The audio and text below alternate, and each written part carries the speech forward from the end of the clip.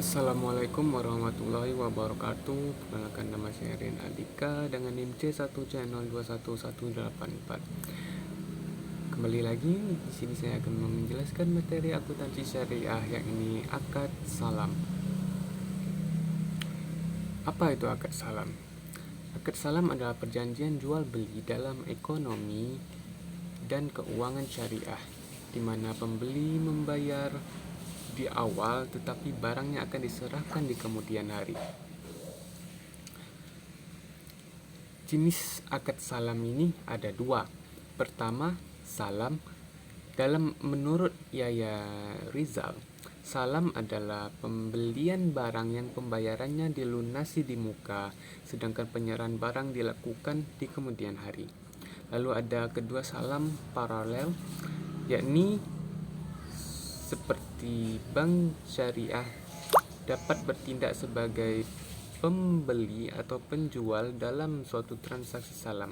Jika bank syariah bertindak sebagai penjual kemudian memesan kepada pihak lain untuk menyediakan barang pesanan dengan cara salam paralel. Ketentuan salam paralel ini yakni akad bank syariah dan petani terpisah. Akad bank syariah dengan pembeli.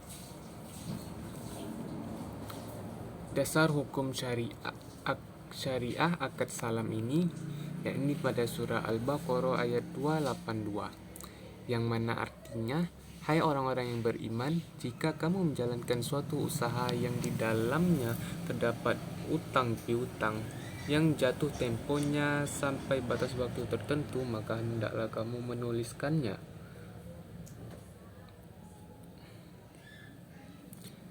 Berikut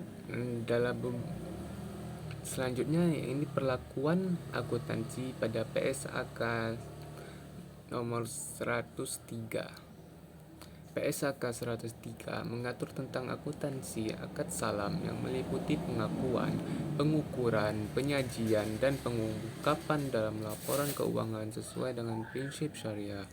Berikut ini adalah perlakuan akuntansi utama dalam PSAK 103. Pertama, pengakuan dan pengukuran. Di pihak penjual, pendapatan diakui pada saat barang diserahkan kepada pembeli sesuai spesifikasi yang disepakati. Pada saat akad salam terjadi, penjual mengakui utang salam sebesar nilai tunai yang diterima. Di pihak pembeli, jika pembayaran dilakukan di muka, maka diakui sebagai aset salam sebesar jumlah yang dibayarkan dan diakui sebagai persediaan pada saat barang diterima.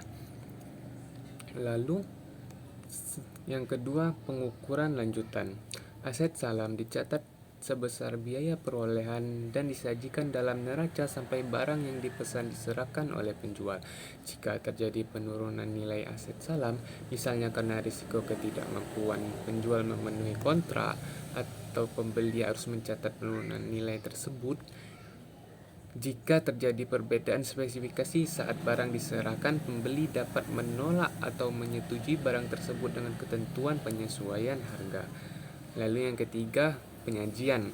Utang salam disajikan dalam kewajiban bagi penjual, sedangkan bagi pembeli, aset salam disajikan dalam aset lancar jika jangka waktu penyerahan kurang dari 1 tahun. Dalam laporan laba rugi, pendapatan dari penjualan salam diakui saat barang diserahkan sesuai dengan kontrak. Terakhir, pengungkapan.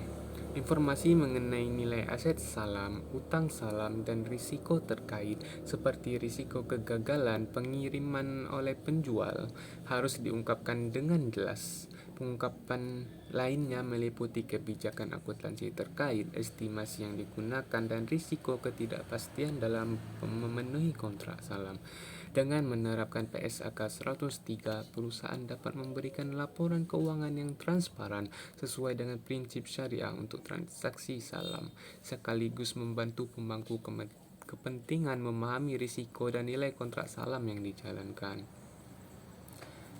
Sekian penjelasan materi dari saya. Apabila ada salah, saya mohon maaf. Wassalamualaikum warahmatullahi wabarakatuh.